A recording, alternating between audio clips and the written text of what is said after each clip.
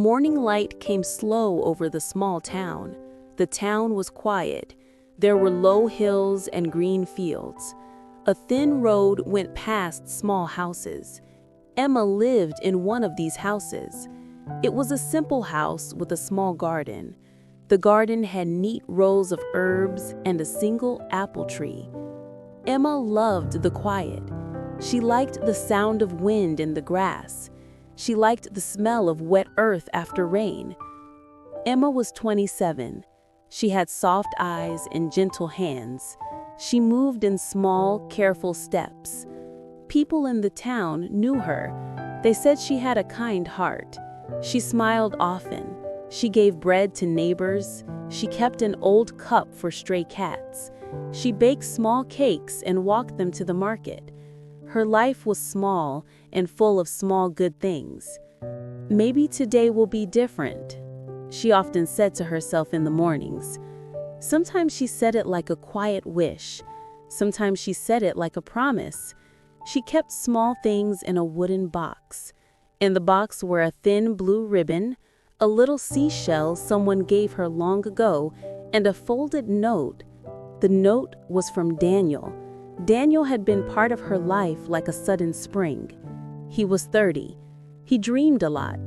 He spoke of far places and bright cities. He had a laugh that made everyone feel light. Daniel and Emma met by chance one summer. He came to the town for a while. The two of them walked in fields and read poems under the apple tree. He looked at her as if the world was new. He said he would leave. He said he had to go and find his path. Before he left, he took Emma's hand and looked into her eyes. "I will come back. I promise I will return," he told her. Emma kept his words in her chest like a warm stone. She believed him. The town felt smaller when he left. She went on with her work. She baked bread. She bought flour at the market. She watched the road every day. The first weeks she waited with hope. She wrote letters and did not send them. She folded them and put them in the wooden box. Days became months. The hills changed color with the seasons. Summer turned to gray autumn. Leaves fell from the apple tree. Emma still walked the road.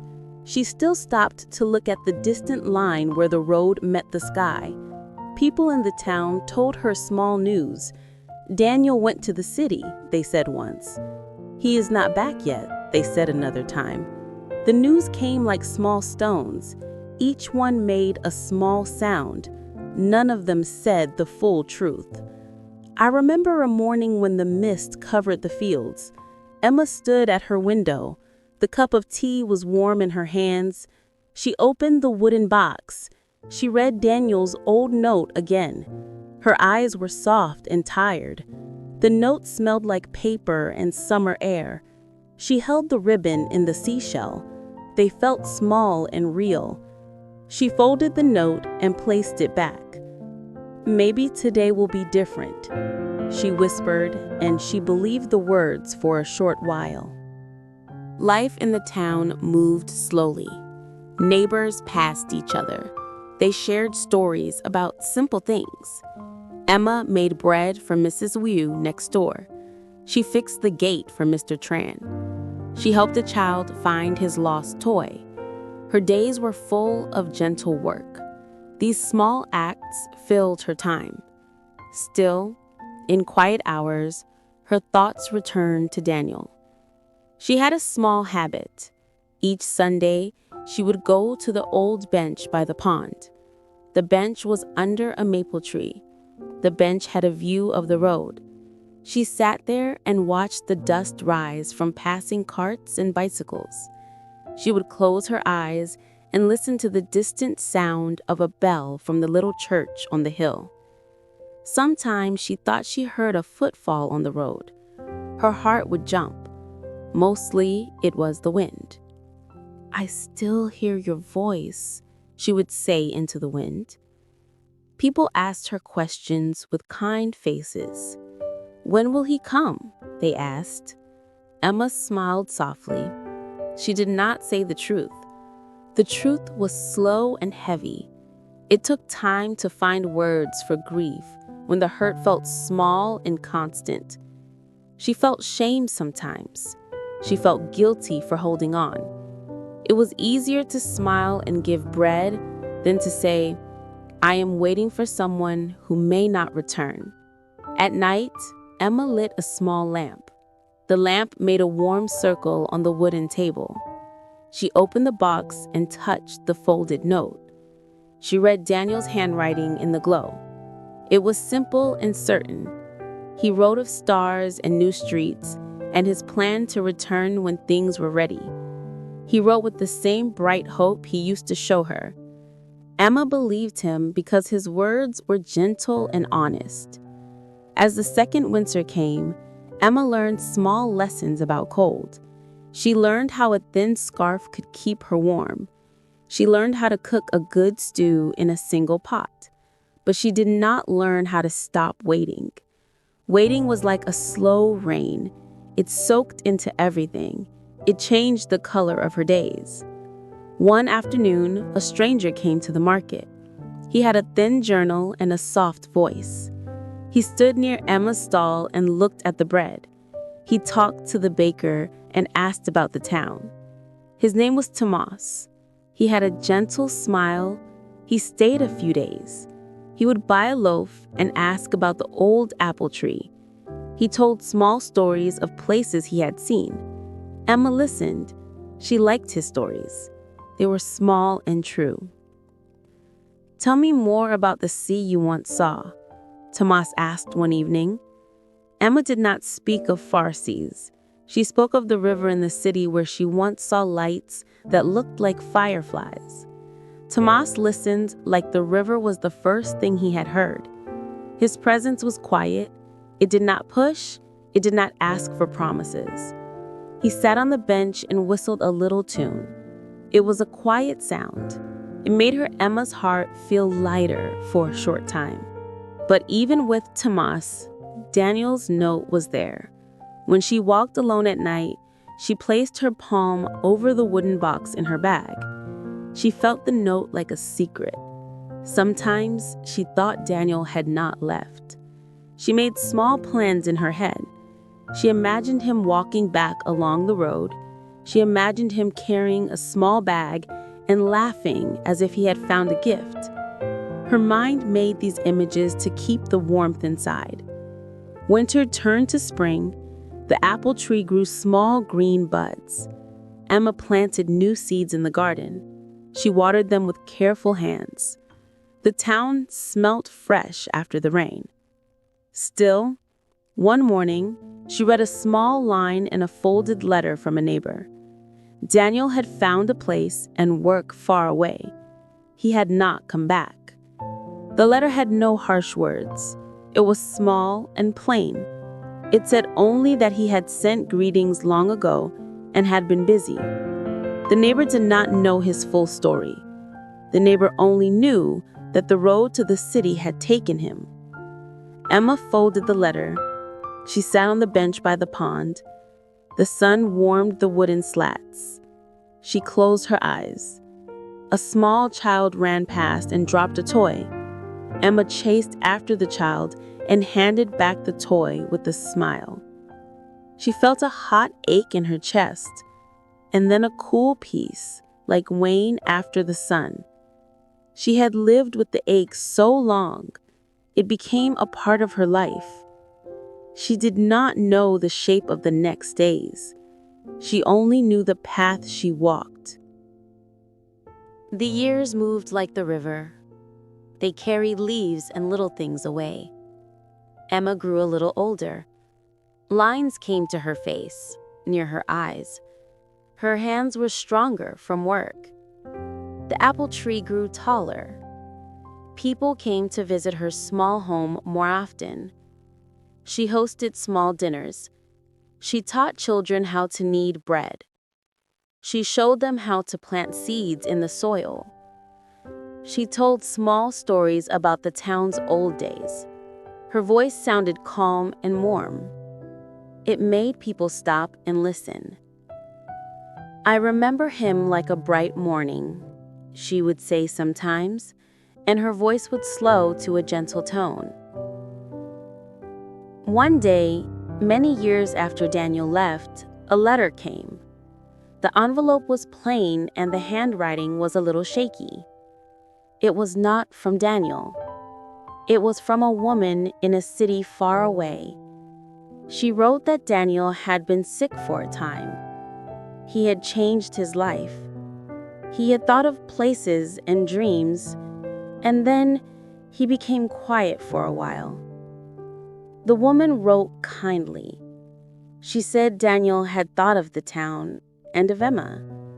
He had wondered about the apple tree. She wrote that he had found a way to make peace with his mistakes. He had family now. He had learned to live a simple life. He had not come back because he did not have the courage to face what he had missed. Emma read the letter under the lamp. Her hands trembled and then rested. She read the words more than once. The letter did not ask for anything. It did not seek forgiveness. It only told what had happened. Emma folded it and placed it on top of the wooden box. The ribbon lay on the letter like a small bridge. For a moment, tears came to her eyes. They were not loud. They were quiet and slow. They were not only for Daniel. They were for the time lost. They were for the small hopes she had carried like stones. "I still remember your face," she whispered into the dark. Days passed. Emma walked her same road. She sat on the bench. The apple tree gave fruit. She shared the first apples with neighbors. People gathered and laughed. The town felt warm and bright.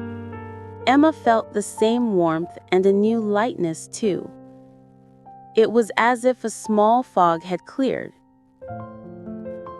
The wooden box was still there, and the note was still inside. But the note had changed for her.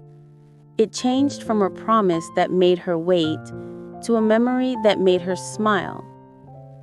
Sometimes she thought about forgiveness. Forgiveness sounded like a big word. It felt heavy and soft at the same time. She thought forgiveness might mean forgetting, but she learned it did not mean that. Forgiveness was a small opening in the heart. It was a small act of letting the tight hold go. It was telling the wind quietly that you will keep walking. It was making room for the next small joy.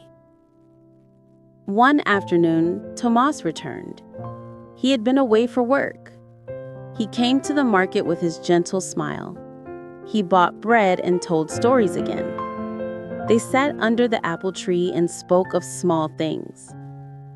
Tomas did not ask for promises. He liked the quiet of Emma's life. He liked the way she told stories. Their friendship grew like the slow branches of the apple tree. People around them noticed. They liked to see Emma smile in a different way. Her smiles were no longer only for memory. They were for now. "Would you like some tea?" Emma asked Tomas one evening, and the simple invitation felt like the start of a new thing. Tomas took her hand for a moment. He did not try to fill the empty places in her heart.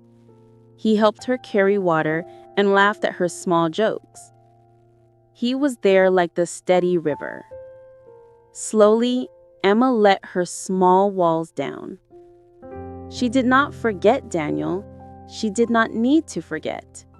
The memory of him stayed like a small light in a jar. But she learned to walk with the light, not to follow it only. The town had a small fair one spring. People came from nearby villages. There was music and warm cakes. Emma and Tomas walked slowly through the stalls. They bought a small toy for a child. They stopped by the pond and watched the sunlight make diamonds on the water. Emma felt the present like a soft gift. She breathed in deep and smiled with a calm that had taken time to find. At night, alone in her room, Emma opened the wooden box. She touched the ribbon and the seashell. She read Daniel's note once more. Then she wrote a new letter. This letter was not for Daniel. It was for herself. She wrote about the small acts she had done, the kindness she had kept, and the way the apple tree held its blossoms each year. She wrote about the time she had waited and the time she had let go. The words were gentle and true. "I forgive you," she wrote, not loud, and the sentence felt like a small bell ringing in the room. Years moved on. Emma grew older, and the town changed in small ways. New houses were built. New children played under the apple tree. Emma taught them how to plant seeds and how to be kind. Tomas stayed close. He became her friend and then something more. He asked for nothing dramatic. He asked for quiet days and honest bread. He loved the way she moved and the way her eyes smiled even when she thought no one looked. One clear morning, Emma walked the road by herself. The sky was very blue. She carried a small basket with bread and apples. She walked slowly and watched a child chase a butterfly. Her steps were steady. She felt the sun on her face and the cool breeze on her neck. She thought of Daniel and the promise. She felt no sharp pain. She felt a soft memory. She stopped by the pond and sat for a while. The bench was warm from the sun. "I remember your promise," she said to the wind. And then she laughed softly because the memory was gentle now. Emma had learned many things. She learned that waiting was not always loss. It taught her patience and the value of small joys. She learned that forgiveness was not a single act, but a quiet shape of life. It was a long road with small steps. She learned to be kind to herself. On the bench, a child handed her a small painted stone. The child said, with big eyes, "For your garden." Emma took the stone and put it in her pocket. She felt gratitude like a warm cup. She took out the wooden box and placed it on her lap. She looked at Daniel's note one last time. She read the bright words he has written long ago. She smiled and folded the note. "Thank you," she whispered to the empty road. Emma stood up. She walked home slowly, with the basket and the small stone. The apple tree shook its leaves like a small blessing. She opened her gate and stepped inside her garden. She walked to the old wooden box and placed the new letter on top. Then she closed the lid and put the box on the shelf. It felt right there. That evening, neighbors came for tea. They sat in her garden and spoke of small good things. They laughed at a silly story and shared a quiet song. Emma listened and joined the laughter. Her heart felt full in a new way. It was not full of the past alone. It held the present and the small hope for what was to come. "I will live well," she thought, and it felt true. The road outside the town was still the same. It carried people to far places. Sometimes someone stopped and shared a new story. Emma listened. She no longer sat on the edge of the road waiting for one man to return. She walked the road with others now. She learned that a life could be gentle and brave at the same time. She learned that to forgive was to set the chest light enough to hold new songs. In the quiet of night, Emma went to bed, and looked at the apple tree through the window. The moon made a soft line on the leaves. She held the small painted stone in her hand. She smiled softly and slept. The house was calm. The town was calm. The promise that once made her wait had changed into a quiet memory. It lived in the wooden box like a small story. Emma had learned to carry memories without them making her stop. She had learned to forgive and to move forward. "This is my path," she thought, and the thought was like gentle light on the road.